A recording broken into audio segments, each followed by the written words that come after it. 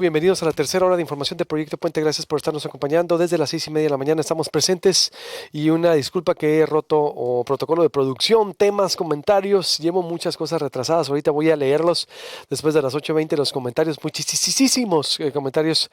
Vaya por todas partes por la multiaudiencia de esta multiplataforma de Proyecto Puente. Hoy jueves 11 de marzo. Bienvenidos a la tercera hora de información. Desde las 6:30 les recuerdo, estamos en el canal de YouTube en vivo. Desde su tablet, desde su computadora, desde su pantalla plana, nos puede usted escuchar. Nos puede ver en su dispositivo móvil. También, por supuesto, baje la aplicación para su teléfono celular. Baje la aplicación para que usted se mantenga informado con Proyecto Puente. 6624-057368 el WhatsApp para que le llegue la información al instante, para que interactúe, nos mande información, videos, fotografía. 6624 057368. Ahí usted puede interactuar. Bienvenidos al 151 de Mega Canal en Mega Cable, también de Proyecto Puente. Se va a subir a su auto 88.1 FM, la voz del Pitic, 88.1 FM, la voz del Pitic. En Instagram como Proyecto Puente también estamos presentes, en Twitter como Proyecto Puente, Facebook, por todas partes. Esta multiplataforma con multipúblicos que entran y salen y por supuesto nos consumen.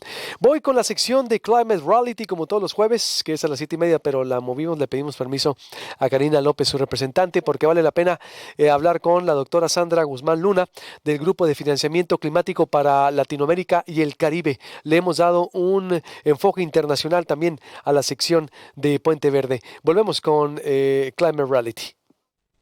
Hablemos del cambio climático. Es presentado por IAM y Climate Reality, con patrocinio del Fondo Ciudadano para la Protección al Ambiente. Un espacio para hacer conciencia y promover el cuidado del medio ambiente, para resguardar el bienestar humano. Karina, bienvenida. ¿Cómo estás? Muchas gracias. Climate Reality Sonora. Hoy, ¿de qué vamos a hablar con la doctora Sandra Guzmán? Mira, vamos a hablar del financiamiento verde. Como ves, hemos venido hablando de soluciones al cambio climático y soluciones más que nada que nos dirigen a crecimientos verdes y a economías bajas en carbonos. ¿Cómo podemos lograr esto? El financiamiento nos debe de llevar. Las instituciones financieras, los bancos de desarrollo, los bancos de primer piso, las instituciones de seguros, se dieron cuenta que junto con el Acuerdo de París y junto con los gobiernos tenían que decidirse a llevar el dinero a donde nos podía dirigir a este crecimiento verde y crecimiento bajo en carbono. Y bueno, Sandra trae un proyecto súper interesante para toda Latinoamérica. Sandra está en Londres. Sandra, te saludo, gracias por la espera.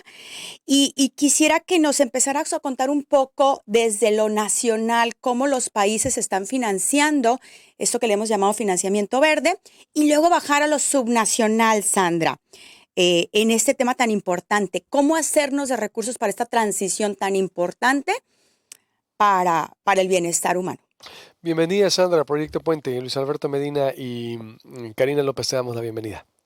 Muchísimas gracias, Luis. Karina, un verdadero placer estar aquí con ustedes y platicar de este tema que sin lugar a dudas es muy importante. Permítanme comenzar diciendo por qué es importante hablar de financiamiento. Tenemos que pensar que hay dos dimensiones. Por un lado es cómo vamos a financiar aquellas acciones que están generando las transformaciones. Por ejemplo, sabemos que la quema de combustibles fósiles es la gran causante de estas emisiones que están generando el cambio climático y para no depender de estas actividades tenemos que transitar hacia, por ejemplo, energías más renovables, aprovechar el sol, aprovechar el viento, pero eso, por supuesto, tiene un costo. Y eso es, digamos, lo que nos motiva a decir, bueno, ¿cómo vamos a financiar esa transición? Pero por el otro lado, también hay que considerar que el cambio climático tiene costos por los impactos que genera. Es decir, cuando vivimos sequías, cuando vivimos huracanes, cuando vivimos todas estas afectaciones que ya son cada vez más evidentes, también tenemos costos no solo sociales, que por supuesto son muy importantes porque son invaluables, pero sobre todo monetarios. Por ejemplo, tenemos afectaciones a la producción de alimentos, tenemos afectaciones al propio funcionamiento de algunas infraestructuras.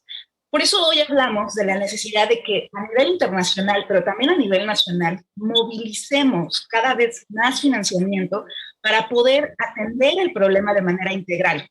Nosotros tenemos un proyecto llamado Finanzas Sostenibles para el Futuro poniendo la vida al centro de las inversiones, que justamente busca identificar qué tan lejos o qué tan cerca estamos de alcanzar un financiamiento sostenible en los países de América Latina. Lamentablemente, debo decirles que en América Latina el tema del cambio climático ha permeado, se ha creado políticas, se han creado instituciones, pero los países todavía no están movilizando suficientes inversiones públicas que apalanquen recursos privados e internacionales para atender el problema. Por ejemplo, México, digamos, los niveles de finanzas sostenibles de México están en niveles bajos, porque si bien recibe financiamiento internacional de fuentes como el Fondo Verde del Clima u otros mecanismos, a nivel nacional seguimos invirtiendo muchos de nuestros recursos presupuestales en actividades que generan el problema, como son la explotación y la producción de combustibles. Entonces, por eso es importante pensar en, sí, más inversión, digamos, positiva, pero también un proceso para descarbonizar nuestras finanzas públicas. Y esa es la parte más importante de lo que tenemos que hacer en los próximos años si queremos combatir el cambio climático. ¿Qué tipo de financiamiento hay disponible, por ejemplo, para gobiernos, instituciones o por qué no medios, Sandra? ¿Cómo podemos saber más? Que esto es importante, vaya, para conectarnos, porque de repente es el pretexto siempre, que eso puede salir caro, ¿verdad? Por ejemplo, Karina, que todo lo de paneles solares y todo lo que tiene que ver con cambio climático es muy caro. ¿Cómo poder llegar, Sandra, a financiamientos? ¿Hay para gobiernos? ¿Hay para empresas? ¿Para medios? Claro que sí. Es muy importante pensar en los diferentes niveles.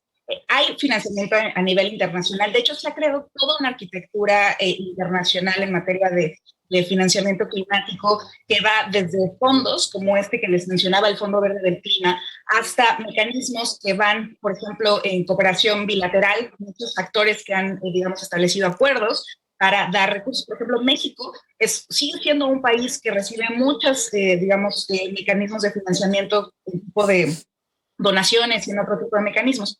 Pero lo que es más importante es que el financiamiento viene de la mano de compromisos. Es decir, si los estados, si, digamos, los diferentes actores comienzan a adoptar compromisos más fuertes, esto va a ayudar a abrir espacios para poder acceder a financiamiento.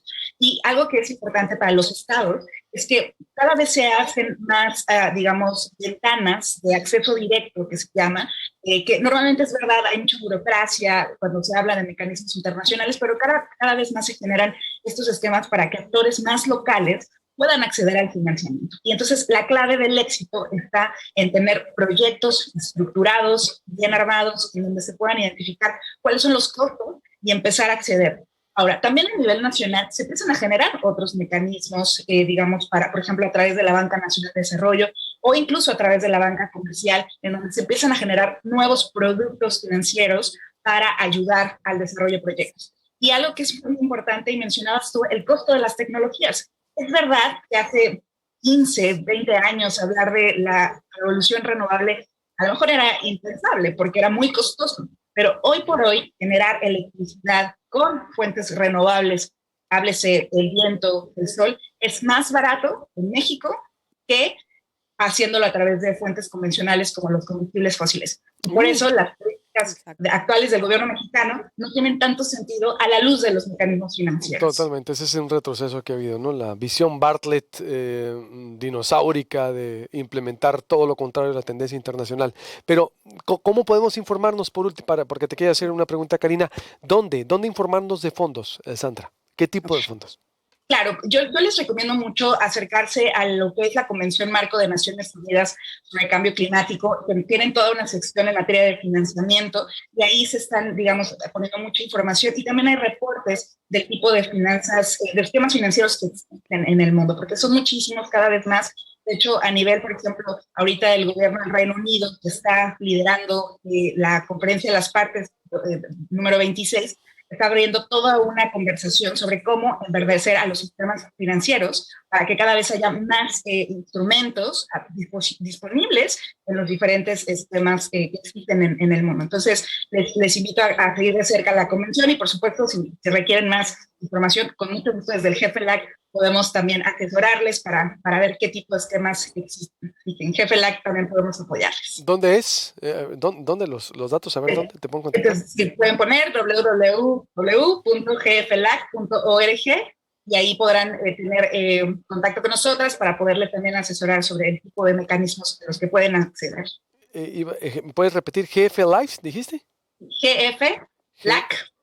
LAC. Sí, de Latinoamérica. De LAT. De Okay. Latinoamérica y el de Caribe. LAT. Pensé que era LAC de inglés. ¿No? Grupo LAT. de financiamiento. Grupo de financiamiento LAT.org. Sí. Así es. Bien. Karina, ¿ibas a preguntar algo? Sí, algo muy...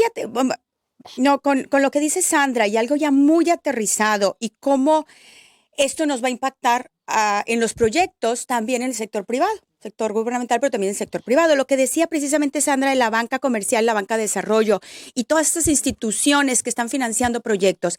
Algo muy aterrizado que ya hay es un pacto, Luis Alberto, con instituciones financieras que ya son más de 100, ahorita instituciones financieras, que ya aceptaron transparentar en su cartera de proyectos, en su cartera de deuda, digamos, o de préstamos, las emisiones de gases de efecto invernadero.